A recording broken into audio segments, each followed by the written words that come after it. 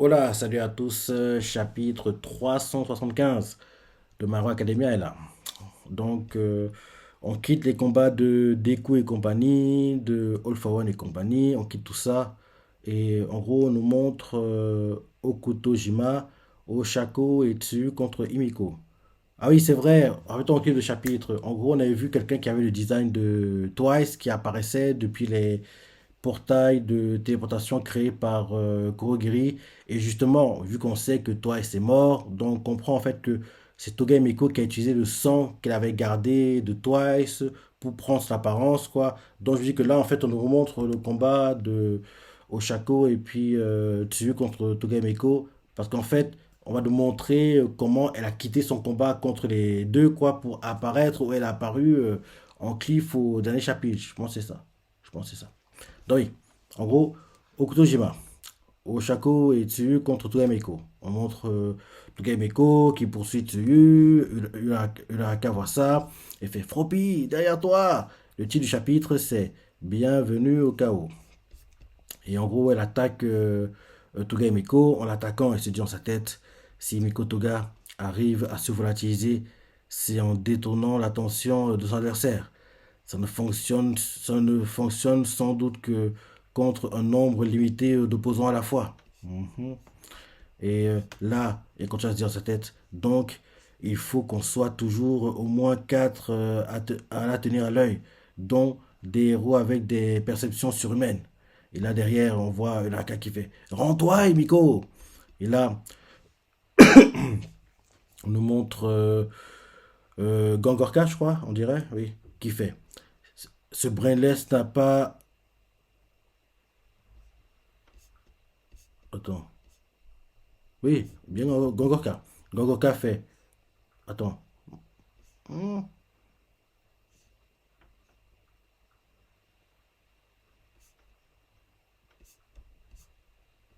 Non, non, oui, c'est bien ça.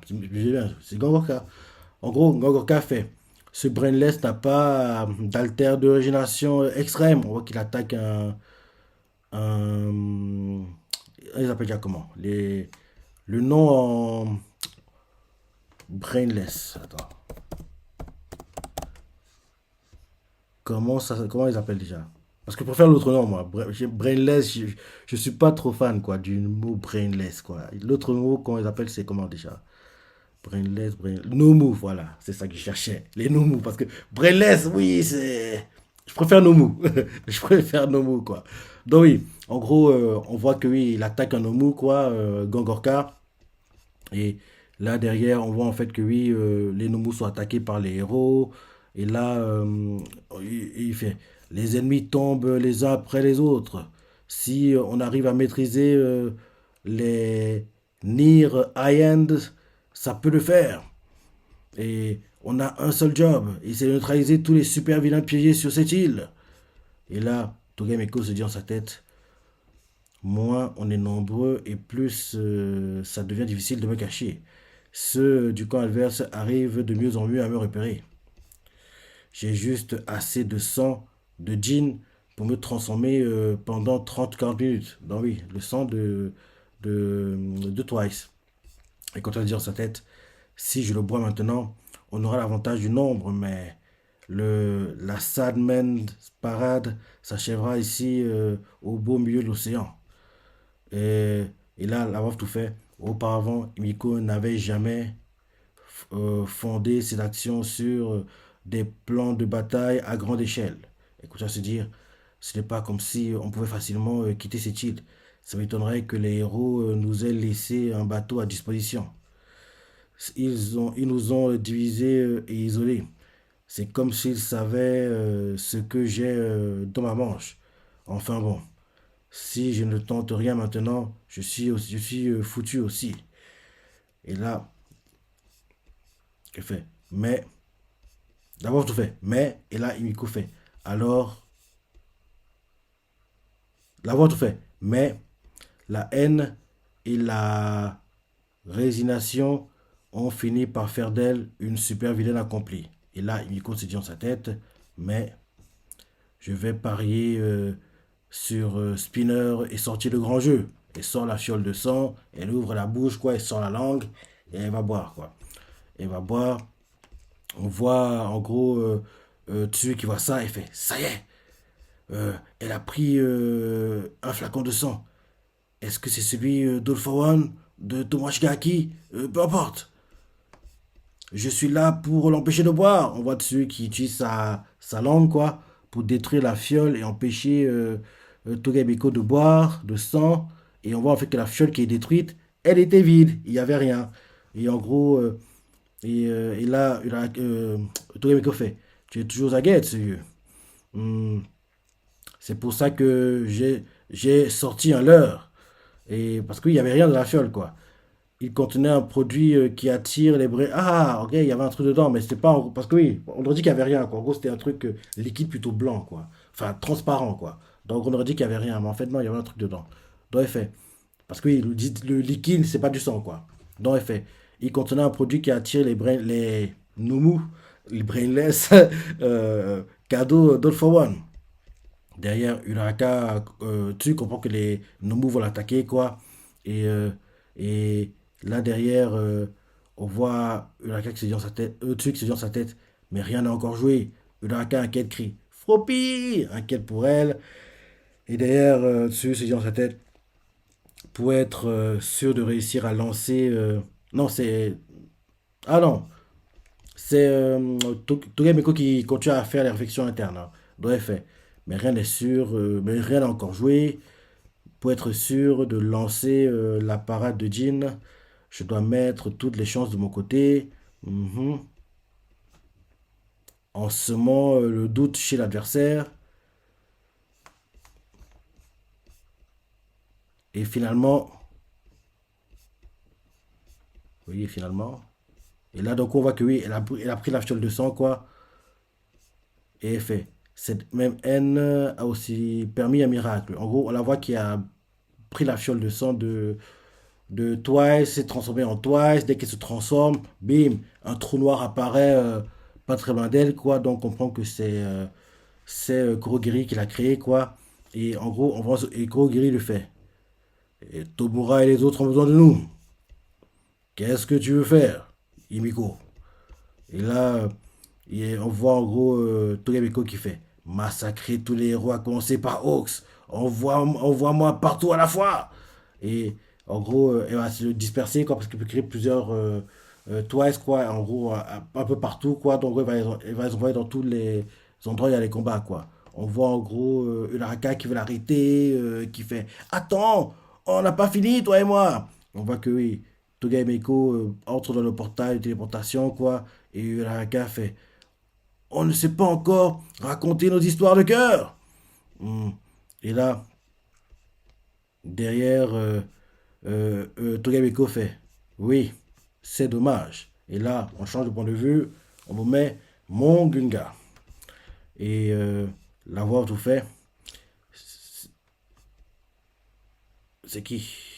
Ah non, c'est en gros, mon Gunga, on nous montre en fait Hawks et il se dit dans sa tête, c'est Togemiko. Elle possédait du sang de Jin de Bubai Gawara. Je ne comprends pas. Je m'étais pourtant assuré qu'elle n'en avait pas. Quand j'étais au front de libération et après sa mort, on en a éliminé toutes les traces. C'est Dabi qui en avait récupéré. Mais là, on voit Togemeko qui fait trop tard. Et après, elle fait démultiplication infinie. Elle se démultiplie, quoi. On voit qu'il y a plein de toits qui apparaissent de nulle part. Il y en a tellement, quoi. Et là, on voit Hawks qui, en gros, est traqué, quoi. Et là, on voit Togemiko qui fait Sadman Desperade. Et on voit Hawks qui essaie de fuir. Et on voit derrière l'une des élèves de la classe B, quoi, qui a une sorte de tête de champignon, quoi. Elle fait c'est pas juste, on peut pas lutter contre ça. Et là, derrière, on nous montre Uraraka a réussi à passer dans le portail avec Tsuyu, quoi. Elle fait pas question de te perdre de vue encore une fois. Donc voilà, ils ont réussi à passer dans le portail, quoi.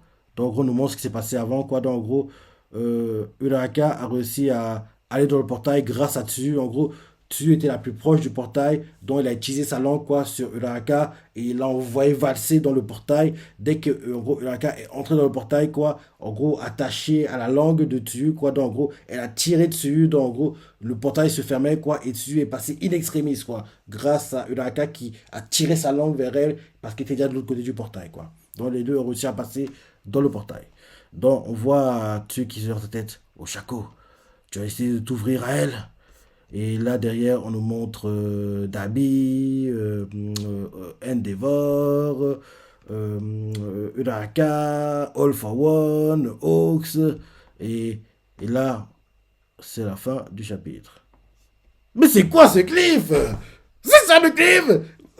C'est la fin du chapitre. C'est quoi ce cliff? Ouais, c'est quoi ce cliff? Ok, ok, ok. Ouais, ouais, c'est quoi ce cliff? Ouais, il était assez rapide, hein. Il allait un peu trop vite, quoi. Il était bien, comme toujours, hein. Les chapitres sont bien, il y a pas à se plaindre. Il n'y a pas à se plaindre. Et actuellement, l'anime est sympa aussi. Il adapte un arc que j'apprécie beaucoup. Donc, c'est une bonne chose. C'est une bonne chose, quoi. Ouais, ouais, ouais. Ouais, là, le manga s'est amené courant 2023. Vu comment ça avance, là, je dirais. Allez. Entre mai et septembre. Entre mai et septembre 2023, je pense.